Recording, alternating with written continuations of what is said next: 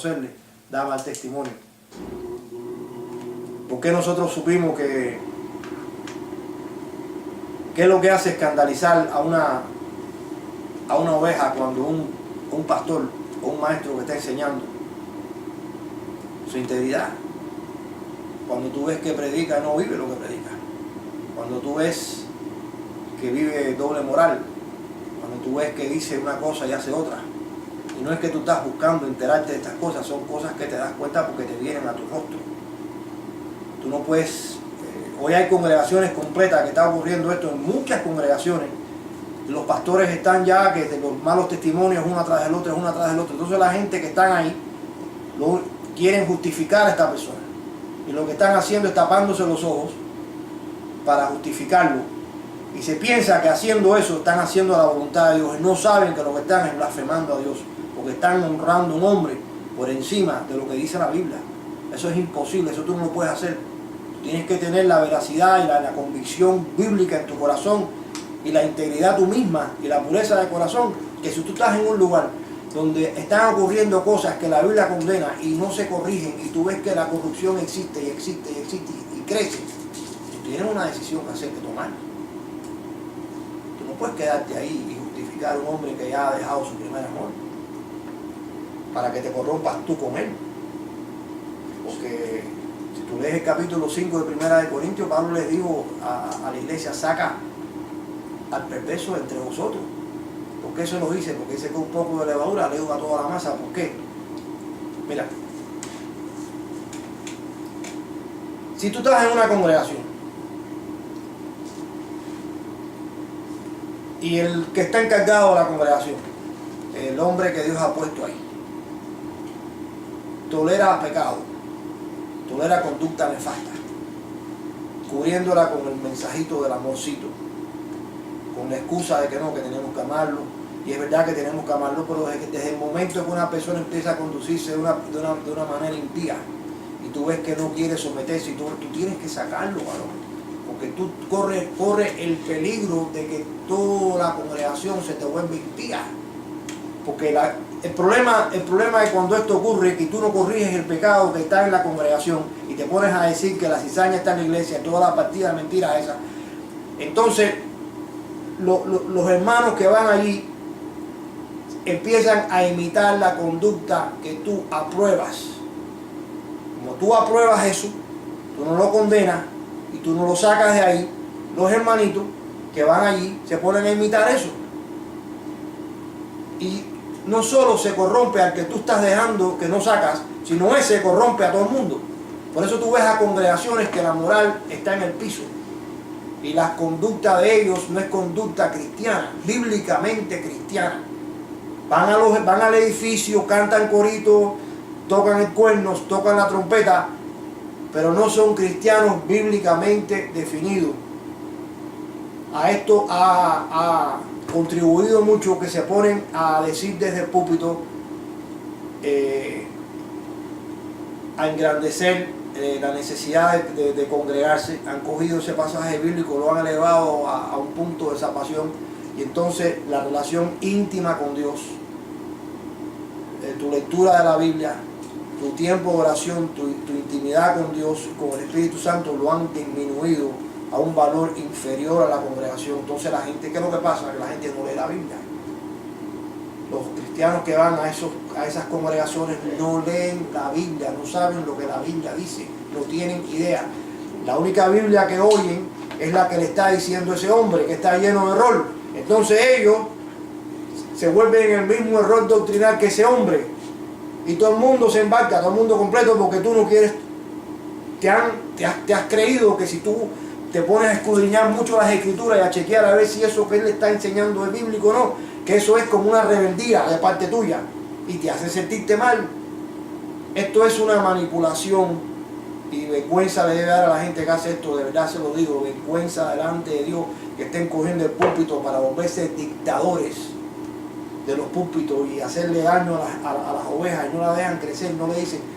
Mira, el varón Dan Conner, y yo hablo de este varón porque este varón, vaya, me impresionó tanto cuando yo lo vi en el internet.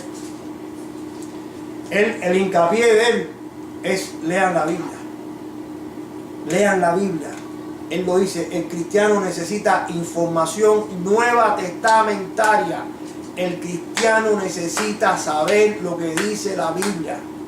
El cristiano no puede subsistir, no puede escapar el fuete que le viene del diablo por la carne y por el sistema mundial, que estamos metidos rodeados de opiniones mundiales, que eso es horrible. Eso hace un efecto increíble y tú lo estás oyendo y tú estás participando de eso. Y entonces tú tienes que saber los principios de Dios. El Espíritu Santo lleva al cristiano a la Biblia, varón. Es a la Biblia donde te lleva. Congregarse es bueno, pero si el que está en el púlpito está hablando barbaridad, tú no puedes ir ahí porque te está haciendo daño. El error de él te está haciendo daño a ti. Y así, la mayoría de las iglesias están así. Por eso a mí me han invitado. Yo tengo ya, me han mordido tanto este perro, que yo he ido a iglesias a ver si es diferente, y no es diferente, varón. Las he visto mejor, unas mejores que otras, eso es verdad. Pero todos los púlpitos hacen el énfasis, que ven aquí a oírme a mí. Todo el mundo hace eso. Nadie apunta a este libro, nadie hace un énfasis y sobreexalta el conocimiento del cristiano en el Nuevo Testamento. Nadie hace ese énfasis. Todo el énfasis es, ven a oírme a mí. Y te hacen sentirte que si no te congregas, te pierdes. Y si tú le dices, bueno, yo me congrego en una casa con hermanos santos que aman a Dios y que ponen la Biblia por obra. Ah, no, eso no es una congregación. Ah, no me digas. Entonces yo tengo que ir a un edificio ahí a oír barbaridades, a que me digan que si no vienes aquí no estás bien, estoy mal, o no ir. Pero cuando voy a una congregación que me quiero unir con gente que aman a Dios de verdad, que no están jugando con el Señor, que lo que viven lo viven allí, y lo viven en su casa, y lo viven en la calle, y lo viven las 24 horas, lo viven cuando están durmiendo. Son cristianos bíblicamente definidos. Ah, con ellos no me puedo congregar. Si me congrego con ellos y no me congrego en el edificio ese, entonces estoy mal, pero tengo que ir allí para que tú me corrompas. No solo eso, sino la misma palabra. La primera iglesia se reunía en casas de... Las iglesias cristianas eran casas por los 3 primeros siglos. La iglesia primitiva eran casas por los 3 primeros siglos. Yo estaba compartiendo eso con mi esposa el otro día. El cambio viene cuando el emperador Constantino declara que el cristianismo es otra religión más del Imperio Romano, de las tantas que había. Él se piensa que esto era igual que aquello, por eso todo se sabe que él nunca se convirtió, su conversión no fue real ni genuina. Él lo que hizo fue un movimiento político, él era muy inteligente, un hombre muy habilidoso. ¿Cómo sabemos eso? Porque mató a los 2 hijos de él antes de morirse. El homicida no tiene vida eterna, así que yo sé que él no fue salvo. Y si fue salvo, se perdió otra vez. Así que el homicida no tiene vida eterna. El que está lleno de odio no tiene vida eterna. Así que, así es como yo sé que él no era cristiano, no conocía a Cristo. ¿Cómo tú vas a decir que tú conoces a Cristo? Tú no vas a experimentar el amor de Dios en tu corazón. El amor por la verdad, y el amor por el perdido, y el amor por las almas. Si tú no experimentas eso, tú no conoces al Señor. Aunque tú digas que lo conoces. Tú puedes decir que tú lo conoces, pero tu fruto es un fruto podrido. Tú no lo conoces. Es un cuento. Y entonces cuando ese hombre hizo la paz, entonces los cristianos que llevaban 300 años de persecución, cada emperador romano que venía al poder en esos 300 años, 3 siglos, perseguía a los cristianos, uno más que otro, perseguía a los cristianos, los cristianos estaban ya cansados. Y entonces cuando este hombre hace la paz y dice que los cristianos podían adorar al Señor Jesucristo como quisieran el público, ahí empiezan las iglesias. Pero ahí también empezó la apostasía. Porque ahí, cuando eso ocurre, entonces oportunistas, esto fue lo que ocurrió, oportunistas dijeron, oye, el emperador Constantino ese es cristiano, yo soy cristiano también. Y entonces el emperador Constantino empezó a hacer iglesia, y entonces ellos empezaron a meterse ahí.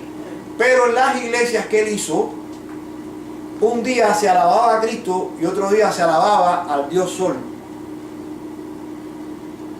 Entonces los verdaderos cristianos, los que amaban al Señor de verdad, los que Cristo era el centro de su vida y vivían lo que predicaban y vivían lo que decía la Biblia, no se metieron en eso ni se mezclaron en eso. Los oportunistas sí lo hicieron. Y de ahí salió lo que está en Roma ahora mismo, en el Vaticano. El monstruo ese. Ahí está.